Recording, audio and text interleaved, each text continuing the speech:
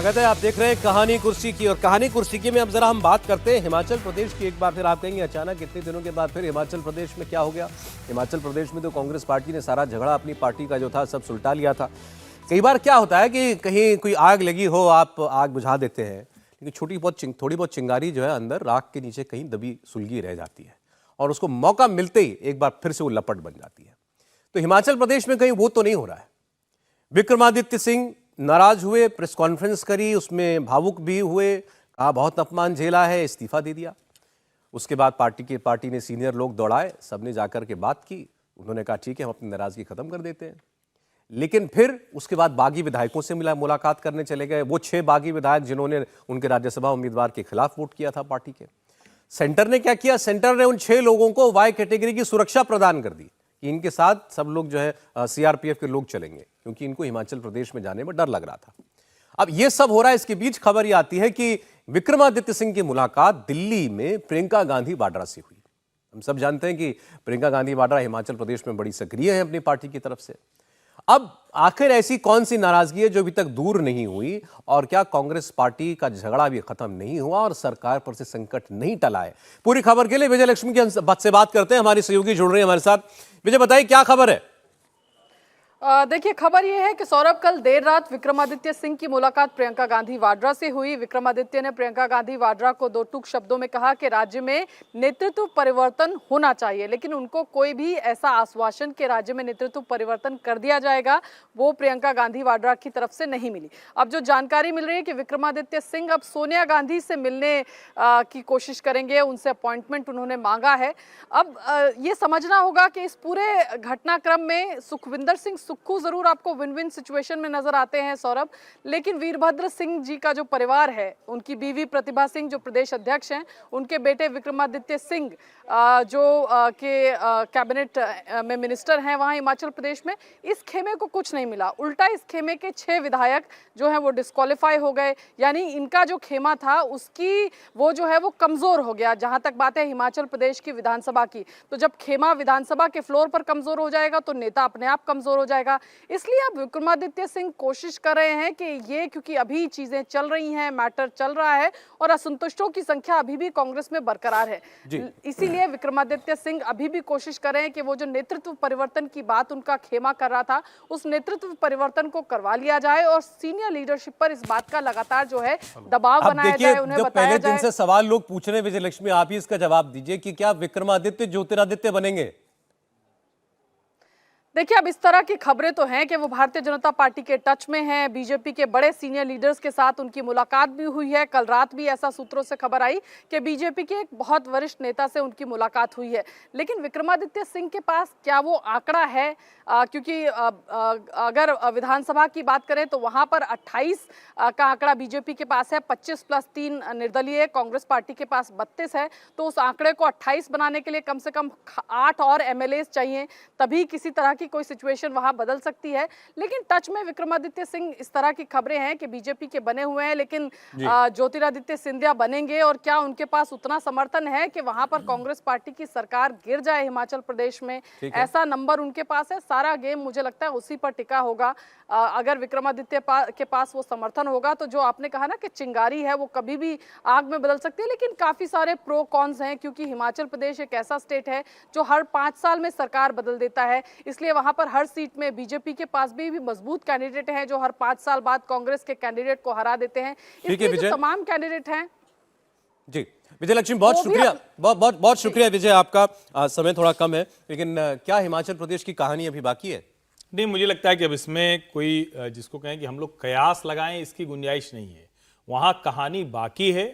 वहां जिस तरह की स्थितियां हैं उसमें कांग्रेस पार्टी के पास कोई रास्ता नहीं दिखता है। और जो सबसे बड़ी बात है कि विक्रमादित्य और उनकी माताजी, उनको लग रहा है कि ये सब कुछ गांधी परिवार कर रहा है। असली संकट समझिए, अगर उससे नीचे का मामला होता तो अब तक ये सुलझ गया होता। इस तरह से जिसको कहते हैं ना कि जल्दबाजी में 6 लोगों को पार्टी से, उसके विधानसभा की सदस्यता से अयोग्य नहीं करना पड़ता, पार्टी से निकालना नहीं पड़ता, धमकियां नहीं देनी पड़ती। ये सीधे सीधे मसला गांधी परिवार बनाम वीरभद्र परिवार है, अब वहां जाकर कहीं सुलझ पाएगा? क्योंकि जब सुखविंदर सिंह सुक्खू को मुख्यमंत्री बनाया गया था उस वक्त भी बहुत साफ दिख रहा था कि गांधी परिवार नहीं चाहता, और गांधी परिवार क्या, विशेष करके प्रियंका गांधी नहीं चाहती थी, वो सुक्खू को ही मुख्यमंत्री बनाना चाहती थी, जबकि विधायक उस वक्त भी उनके पास नहीं थे। और आप इसको समझिए, भले लोग कहते हैं कभी कभी बड़ी लड़ाई में छोटे छोटी बलि चढ़ा दी जाती है, लेकिन वो 6 विधायक जो विक्रमादित्य के साथ थे, आज उनको अयोग्य अगर ठहरा दिया गया है तो विक्रमादित्य की आगे की राजनीति के लिए मुश्किल है।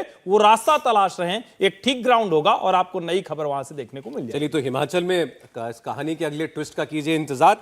अब बढ़ते हैं बंगाल पर। ममता बनर्जी की पार्टी के अंदर भी अब नाराजगी जो है लोगों की एक के बाद एक आने शुरू हो चुकी है। मैं आपको बताता हूं इसमें जो ताजा उदाहरण है किनका, ये सीनियर लीडर है टीएमसी के और ये विधायक भी थे, तपस रॉय। और तपस रॉय ने दे दिया है इस्तीफा, और इस्तीफे की वजह बनी है संदेश खाली। संदेश खाली की वजह से ममता बनर्जी के सीनियर विधायक ने इस्तीफा दिया। अब आगे सुनिए, इनको मनाने की जिम्मेदारी दी गई एक व्यक्ति को जो है कुणाल घोष। ये सांसद हैं, वो कुणाल घोष जो खुद नाराज है।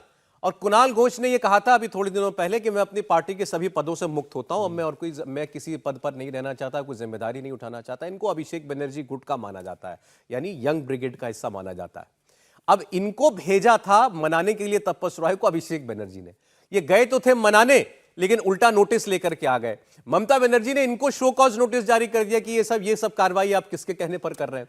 तो पहले मैं आपको दिखाता हूं तपस रॉय क्या कहकर पार्टी से इस्तीफा दे रहे हैं। और ये जो कहानी चली है इसमें कहीं एक बार फिर बुआ भतीजे की लड़ाई ही तो नहीं है जिसमें बलि के बकरे ये सब लोग बन रहे हैं। सुनिए तपस रॉय को। तो संदेश काली का जो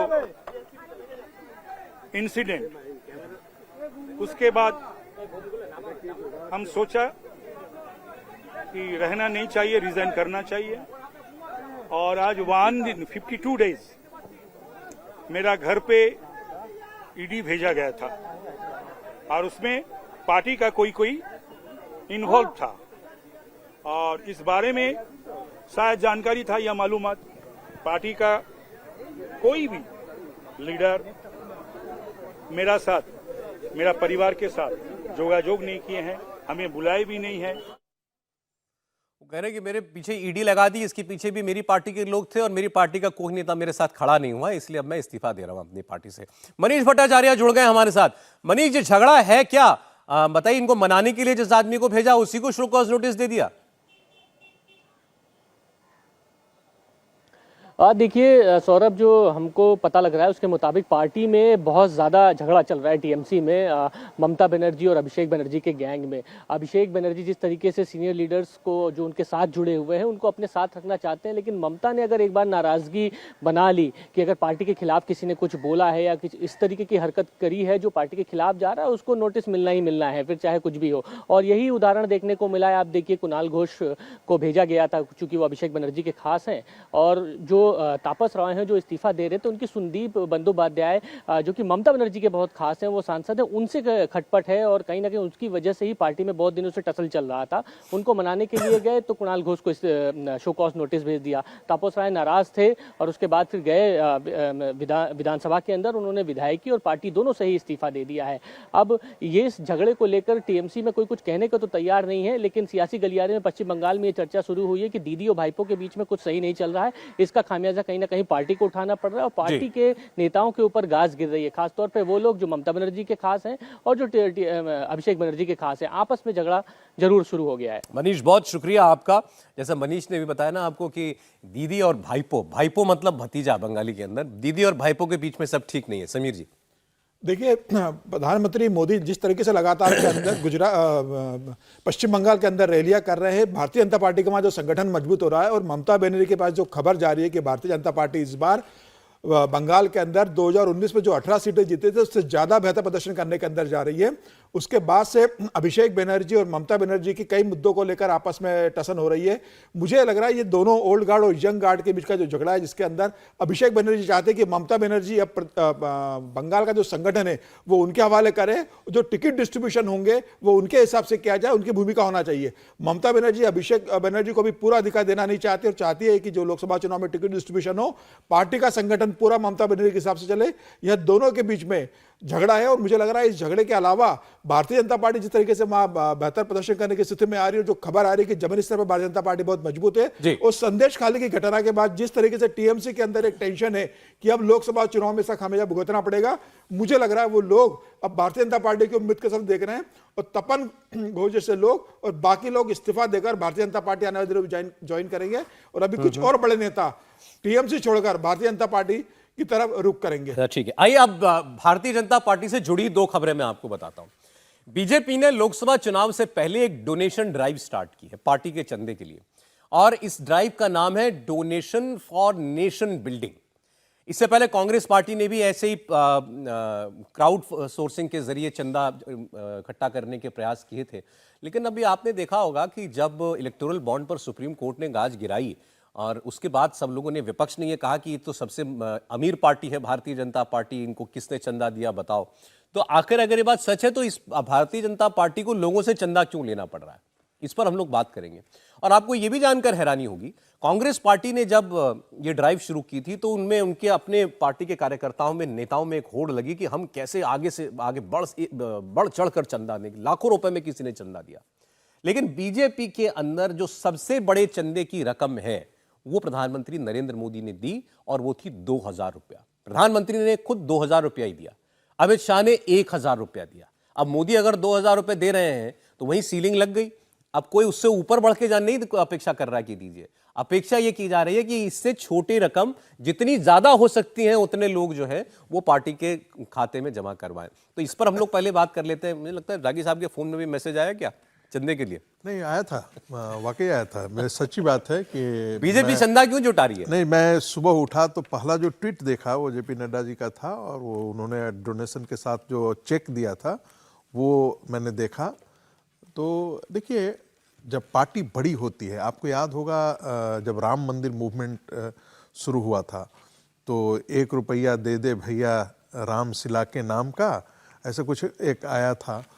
तो वो होता है कि आप कम पैसे से, आप ये पैसा इकट्ठा करने का माध्यम नहीं है, ये देश की जनता से जुड़ने का माध्यम बन गया है। अब आपने ठीक कहा, सीलिंग लग गई है 2000 की, तो ये इसमें ये भी बताया गया है कि भाई हमको चंदा कम कम लेकर के जितना से जितना परिवारों तक हम जा सकें, और वो परिवार जब पैसा देते हैं तो एक ढंग से पार्टी के प्रति अपनी प्रतिबद्धता भी व्यक्त करते हैं, हिस्सा बन जाते हैं उसका। और कोई ऐसे चंदा नहीं देता है, इसमें दबाव नहीं है। 1 लाख से ज्यादा, 6 लाख से ज्यादा, 7 लाख से ज्यादा वो आदमी दबाव में देता है। एक टिप्पणी और मैं करना चाहूंगा, सुप्रीम कोर्ट ने जो निर्णय दिया है, मैं उनको की अवमानना नहीं करना चाहता और करना भी नहीं है, मुझे पूरा सम्मान के साथ कर रहा हूँ। इस देश में ब्लैक मनी का कल्चर था, पार्टियां, मुझे याद आता है एक बहुत बड़ा अंग्रेजी का अखबार था, उसने 90s में पूरी रिपोर्ट छापी थी जिसमें किस पार्टी को कितना चंदा कहाँ से आया था। जब उस समय सत्ता की पार्टी कांग्रेस पार्टी थी तो कांग्रेस पार्टी को ही ज्यादा लोग डोनेशन करते थे। आज भारतीय जनता पार्टी को लोग डोनेशन करते हैं क्योंकि सत्ता में ये होता है और पूरी दुनिया में होता है, कोई ऐसी बात नहीं थी। वो कम से कम एक ट्रांसपेरेंसी का एक माध्यम था, इससे बेहतर माध्यम सुझा देती सुप्रीम कोर्ट तो ज्यादा ये बहुत लोग कह रहे हैं कि फिर आप बताते कि और क्या कर सकते हैं। आप बता देते ना कि क्या करना है। आप अपने यहाँ कॉलेजियम में आरटीआई नहीं लेने देते हैं, बाकी जगह आप सारी बिल्कुल एक लाइन जरूरी लाइन है। प्रधानमंत्री 2000 रुपए दे रहे हैं और मल्लिकार्जुन खड़गे ने कहा था कि पूरे महीने की सैलरी गई, 1 महीने की तनख्वाह। ये ध्यान में आपको रहे, बस इसी से फर्क समझ में आ जाएगा उस डोनेशन कैंपेन का और इस डोनेशन कैंपेन।